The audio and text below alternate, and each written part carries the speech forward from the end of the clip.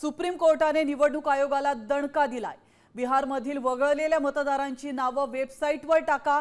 नावे वगळल्याची ही कारणे ही वेबसाईटवर टाकण्याचे निर्देश सुप्रीम कोर्टाने दिलेत। अतिशय महत्त्वाची ब्रेकिंग न्यूज। बिहारमधील 65 लाख मतदारांची नावे वगळण्यात आल्याचा आरोप करण्यात आलाय आणि त्या पार्श्वभूमीवर आता सुप्रीम कोर्टाने निवडणूक आयोगाला चांगलाच दणका दिला। तर बिहारमधील वगळलेल्या मतदारांची नावे वेबसाईटवर टाकण्याचे आदेश सुप्रीम कोर्टाने दिलेत। नावे वगळल्याची ही कारणे देखील वेबसाईटवर टाका असे निर्देश देखील सुप्रीम कोर्टाकडून निवडणूक आयोगाला देण्यात आलेत। बिहारमधील 65 लाख मतदारांची नावे वगळण्यात आली होती असा आरोप करण्यात आलाय। याविषयी अधिक माहिती देण्यासाठी आपले प्रतिनिधी भरत मोहोळकर आपल्यासोबत जोडले गेलेत। भरत, सुप्रीम कोर्टाने निवडणूक आयोगाला दणका दिलाय, नेमकं काय म्हटलंय सुप्रीम कोर्टाने? नक्कीच आपण जर पाहिलं तर बिहारमध्ये तब्बल 65 लाख बोगस मतदार आढळल्याचं निवडणूक आयोगाने म्हटलं होतं आणि त्यावरूनच SIR ची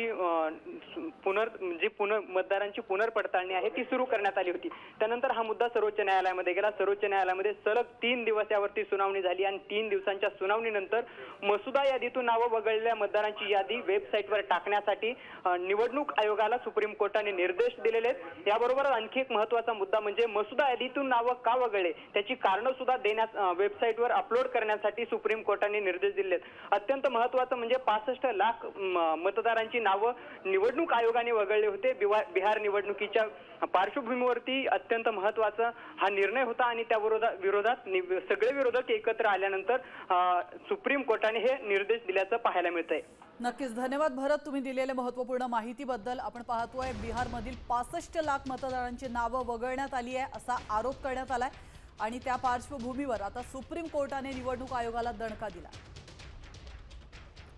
आणि आता अजून एक ब्रेकिंग न्यूज। विरोधी पक्षनेते राहुल गांधी यांनी वोट चोरीचा आरोप केल्यानंतर महाराष्ट्रात देखील मतदार यादीत घोळ झाल्याचा आरोप करण्यात येतोय।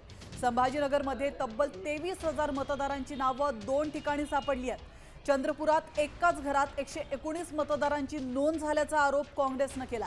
तर पालघरमध्ये मतदार यादीमध्ये एकाच महिलेचं नाव तब्बल 6 वेळा आढळलं।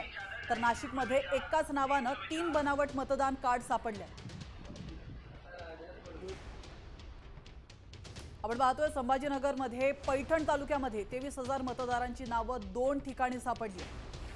चंद्रपूरमध्ये घुग्गुस गावात एकाच घरात 119 मतदारांची नोंद आहे असा आरोप काँग्रेसने केला। आता isakal.com आहे देशातील नंबर 1 ची मराठी न्यूज वेबसाईट। प्रत्येक अपडेटसाठी isakal.com ला नक्की भेट द्या।